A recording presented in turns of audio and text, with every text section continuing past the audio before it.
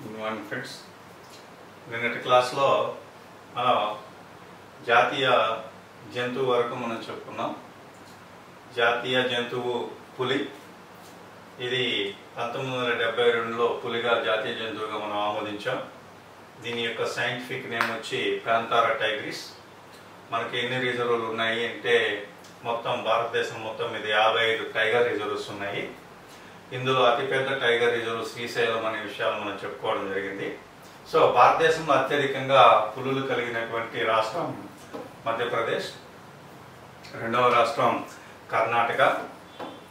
So ఇంకా మనకి ఇక్కడ 2022 సెన్సస్ కన్నా తీసుకున్నట్లయితే సుమారు 3600 దాకా మనకు పులుల సంఖ్య భారతదేశం మొత్తం మీద ఉన్నాయి. ఇందులో ముఖ్యంగా మన ఆంధ్రప్రదేశ్లో 63 పులులు కలిగి ఉంది. 21 తెలంగాణ రాష్ట్రంలో పులుల సంఖ్య కలిగి ఉన్నాయి. ఇందులో అతిపెద్ద టైగర్ రిజర్వ్ శ్రీశైలం అని చెప్పుకున్నాం. ఓకే అండి, ఇది మన జాతీయ జంతువు. అంతకుముందు మనకు సింహం కలిగి ఉండేది మన జాతీయ జంతువుగా. దీన్ని ప్రాంతారా లియో, దీని సైంటిఫిక్ నేమ్ ప్రాంతారా లియో. ప్రాంతారా లియో. ఇది ఇంతకుముందు మనకు 1972 ముందు మనకు మన జాతీయ జంతువు ఏదంటే సింహంగా మనం చెప్పవచ్చు. తర్వాత జాతీయ జంతువు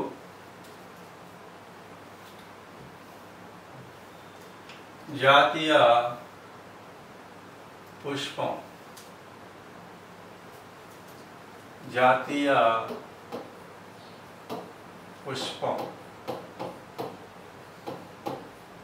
జాతీయ పుష్పం ఏదంటే తామర. జాతీయ పుష్పం తామర. దీని యొక్క scientific name నెలుంబో nucifera.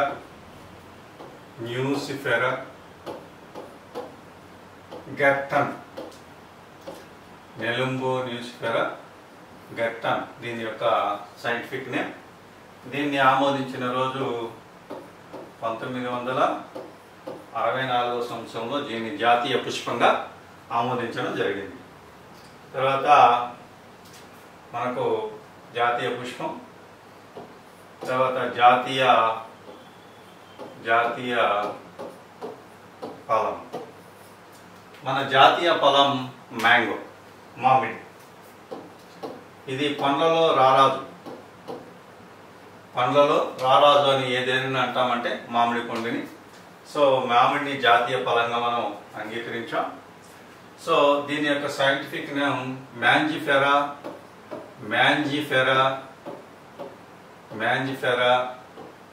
Indica. Indica అనేది దీని యొక్క సైంటిఫిక్ నేమ్. భారతదేశంలో అత్యధికంగా మామిడిని పండించేటటువంటి రాష్ట్రం ఉత్తరప్రదేశ్.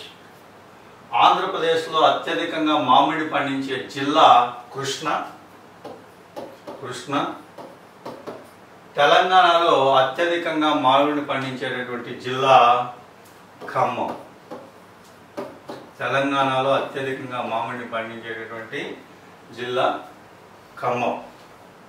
చూడండి, భారతదేశంలో అత్యధికంగా మామిడిని పండించేటటువంటి రాష్ట్రం యూపీ. ఆంధ్రప్రదేశ్లో అత్యధికంగా మామిడిని పండించే జిల్లా కృష్ణ. తెలంగాణలో అత్యధికంగా మామిడిని పండించే జిల్లా ఖమ్మం. ఇది మీరు ఖచ్చితంగా గుర్తుపెట్టుకోవాల్సినటువంటి అవసరం ఉంది. చాలా ఇంపార్టెంట్ ఇవి. సో మన జాతీయ ఫలం మామిడి. దీని యొక్క సైంటిఫిక్ నేమ్ మ్యాంజిఫెరా ఇండికా. ఈ విషయాల్ని మీరు గుర్తుపెట్టుకోవాలి. తర్వాత జాతీయ వృక్షం.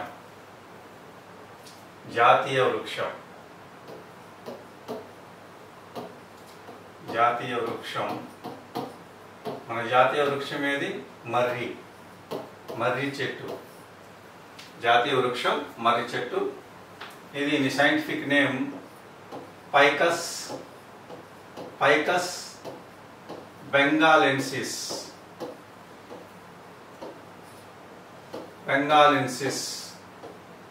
ఫైకస్ బెంగాలెన్సిస్ దీని యొక్క సైంటిఫిక్ నేమ్. భారతదేశంలోనే అతి పెద్ద మర్రి వృక్షం ఎక్కడ కలిగి ఉందంటే సత్యసాయి జిల్లా, మనం పాత అనంతపురం జిల్లాలో సత్యసాయి జిల్లాలో అతిపెద్ద మర్రి చెట్టు కలిగి ఉంది. తిమ్మమ్మ మర్రిమాను చాలా ఇంపార్టెంట్. తర్వాత మూడవ జిల్లా పిల్లల మర్రి, మహబూబ్ నగర్ అనంతపురంలో పిల్లల మర్రి అనే పేరు వింటారు. ఇక్కడ మూడవ అతిపెద్ద మర్రి వృక్షం కలిగి ఉంది దేశంలోనే. సో కాబట్టి ఇది పిల్లల మర్రి, మహబూబ్ నగర్, సత్యసాయి జిల్లాలో తిమ్మమ్మ మర్రిమాను అనేటివి చాలా ఇంపార్టెంట్. ఈ విషయాలు కూడా మీరు గుర్తుంచుకోవాలి. ఇది జాతీయ వృక్షం, మర్రి వృక్షం. తర్వాత జాతీయ భాష, మన జాతీయ భాష హిందీ. మన జాతీయ భాష హిందీ. సో భారతదేశంలో రాజ్యాంగం గుర్తించిన భాషలు, భారత రాజ్యాంగం గుర్తించిన భాషలు ఎన్ని ఉన్నాయి? మొత్తం 22 భాషల్ని భారత రాజ్యాంగం గుర్తించింది. 22 భాషల్ని రాజ్యాంగం గుర్తించింది. సో భారత రాజ్యాంగం గుర్తించిన భాషల సంఖ్య ఎంత అనే అవకాశం కూడా మీకు ఉంది కాబట్టి 22 అనే విషయాలు మీరు గుర్తుంచుకోవాలి. ఇటీవల కాలంలో 2024 అక్టోబర్ 3వ తారీఖున కొన్ని భాషలకి భారత రాజ్యాంగం ప్రాచీన హోదా కల్పించింది. వాటిలో ఒకటి పాలీ భాష, 2 ప్రాకృతం, 3 అస్సాం, 4 బెంగాలీ, 5 మరాఠీ. ఇది ప్రాచీన హోదా కలిగినటువంటి 2024 అక్టోబర్ 3కి.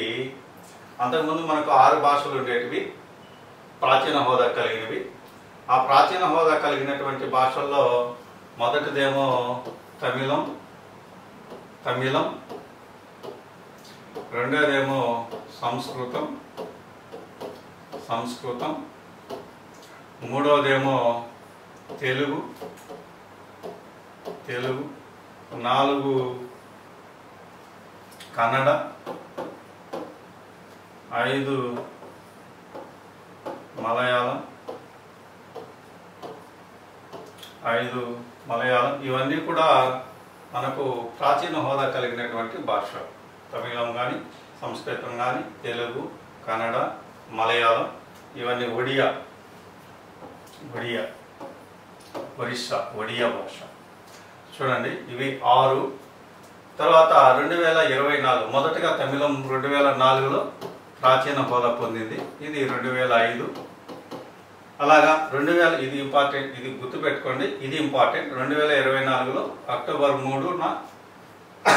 3వ తారీఖున ప్రాచీన హోదా పొందిన భాషలు ఏదైనా అడగచ్చు. కింది వాటిలో ఏ భాష ప్రాచీన హోదా కలిగి లేదు అనే విషయాన్ని కూడా మీకు అడిగేదానికి అవకాశం ఉంది. కాబట్టి 2024 అక్టోబర్ 3వ తారీఖున మనకి పాలీ అనేది ఒకటి, ప్రాకృతం అనేది ఒకటి, బెంగాలీ ఒకటి, మరాఠా అనేటువంటి ఒక భాష, ఇవన్నీ అస్సాం.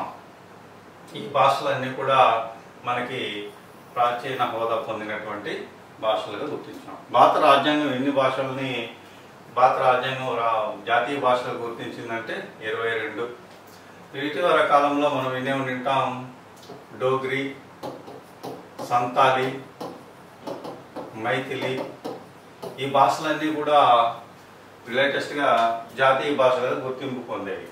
సో మన జాతీయ భాష హిందీ. ఈ విషయాలపైన మనకు పూర్తిగా పట్టుండాలి. ఈ అంశాలన్నింటినీ కూడా మనం గుర్తించుకోవాల్సినటువంటి అవసరం ఉంది. ఈ విషయాలు బాగా గుర్తుపెట్టుకోవాల్సి ఉంది. తర్వాత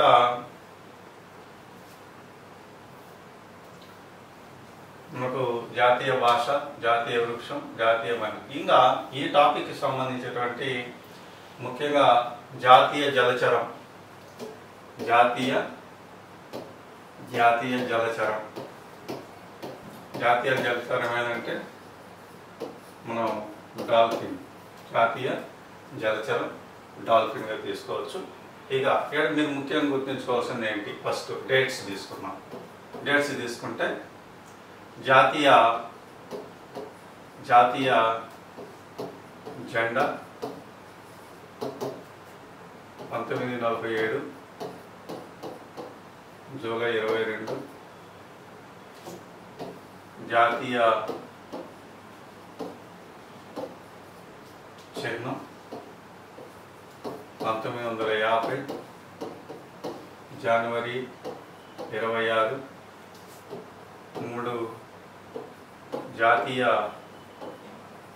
గీతం 1950 జనవరి 24. 4 జాతీయ గేయం 1950 జనవరి 24. జాతీయ క్యాలెండర్ 1957 మార్చ్ 22. జాతీయ పుష్పం 1964. జాతీయ జంతువు 1972. తర్వాత భారత రాజ్యాంగం గుర్తించిన భాషలు 22. ప్రాచీన హోదా పొందిన భాషలు ఏంటి అనేటటువంటి క్వశ్చన్లు అడగచ్చు. జాతీయ ఏనుగుల దినోత్సవం ఆగస్టు 12. జాతీయ పులుల దినోత్సవం జూలై 29. ఈ అంశాన్ని కూడా గుర్తుపెట్టుకోండి. జాతీయ పులుల దినోత్సవం జూలై 29. ఈ విషయాలు గుర్తుపెట్టుకోవాలి. వీటితో పాటు కొన్ని సైంటిఫిక్ నేమ్స్ కూడా మీకు అడిగేదానికి అవకాశం ఉంది. అవేంటివి అంటే పులి యొక్క శాస్త్రీయ నామం కాంతారా టైగ్రిస్. అలాగనే సింహం, దీని యొక్క సైంటిఫిక్ నేమ్ ప్యాంతారా లియో. తర్వాత జాతీయ పుష్పం అంటే తామర యొక్క సైంటిఫిక్ నేమ్ నెలుంబో న్యూసిఫెరా గట్టన్. తర్వాత మర్రి చెట్టు శాస్త్రీయ నామం నెలుంబో న్యూసిఫెరా గట్టన్. తర్వాత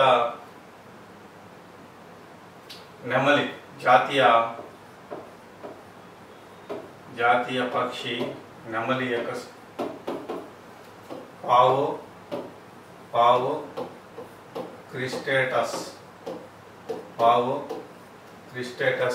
ఈ అంశాలు కూడా సైంటిఫిక్ నేమ్స్ పరంగా ఈ అంశాలు కూడా మీరు గుర్తుంచుకోవాలి. సో ఈ విధంగా జాతీయ చిహ్నాలకు సంబంధించినటువంటి ప్రశ్న ఖచ్చితంగా ఎగ్జామ్స్లో అడిగేదానికి అవకాశం ఉంది. కాబట్టి ప్రతి ఒక్కరు ఈ చాప్టర్ చాలా ఇంపార్టెంట్గా భావించి గుర్తుంచుకోవాల్సిందిగా చెప్తున్నాను. Thank you.